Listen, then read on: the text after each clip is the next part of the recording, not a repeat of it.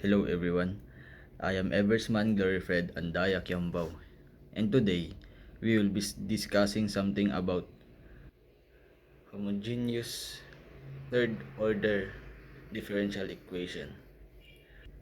Our given is y triple prime plus 6y double prime plus 11y prime plus 6y is equal to 0.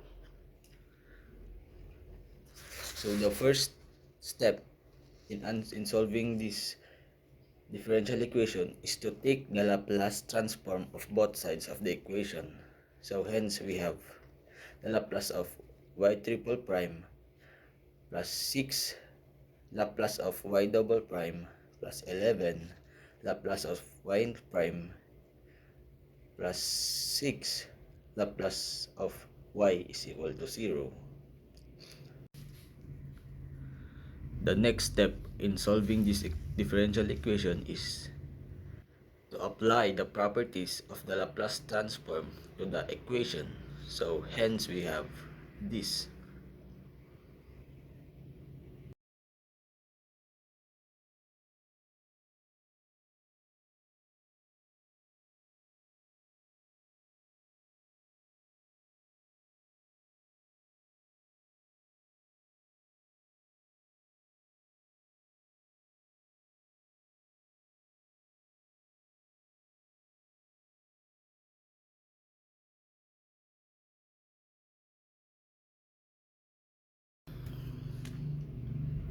So for our third step, as you can see here, y of 0 is equal to 1, y prime of 0 is equal to 0, y double prime of 0 is equal to 0.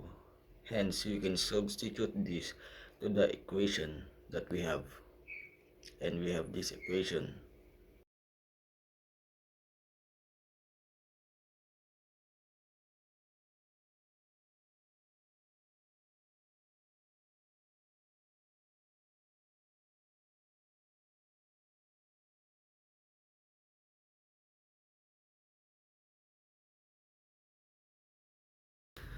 Well, as you can see on our equation, we have to cancel all of y that are all equal to 0.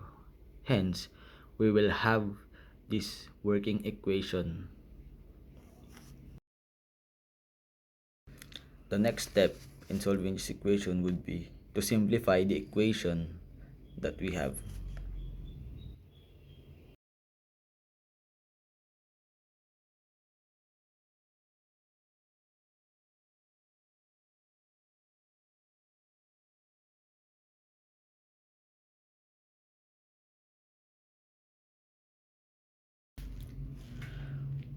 Once we have simplified the equation, we can now proceed to combining like terms.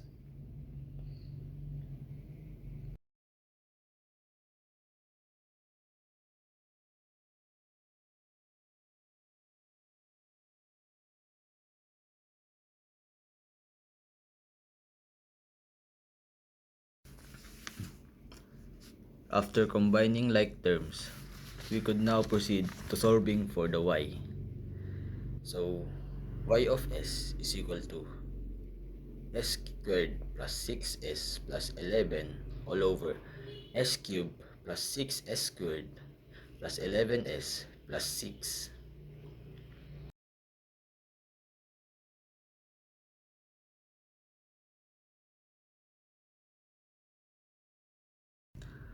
After we have solved for y, we could now factor the denominator.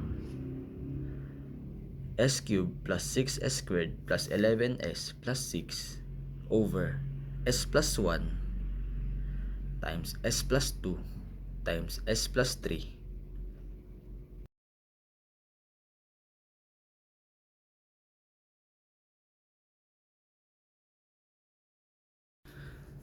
After factoring the denominator, we could now proceed to the next step, which is partial fraction.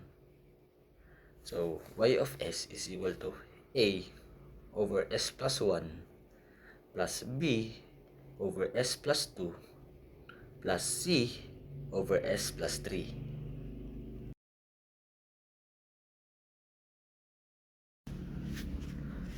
After we have partial fraction our working equation, we could now proceed to the next step, which is finding the values of a, b, and c.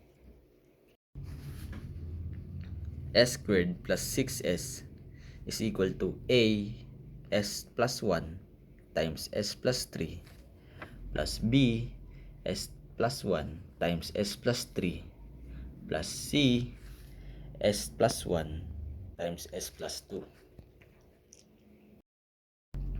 So, after finding the values of a, b, and c, we could now proceed to the next step, which is solving for a, b, and c.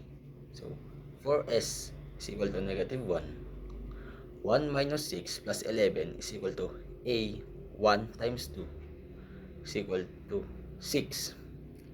So, is equal to 6 divided by 2. Divide both sides by 2, and the answer would be a is equal to 3.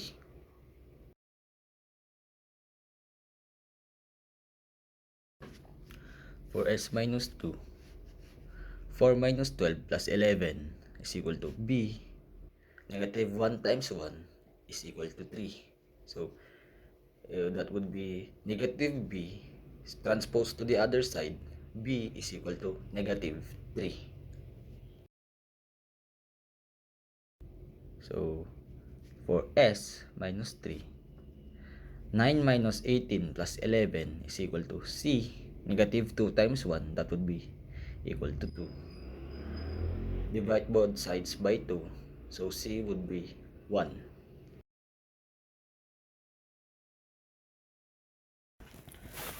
So, after solving for a, b, and c, we could now proceed to the next step, which is writing the partial fraction decomposition. So, y of s is equal to 3 over s plus 1 minus 3 over s plus 2 plus 1 over s plus 3.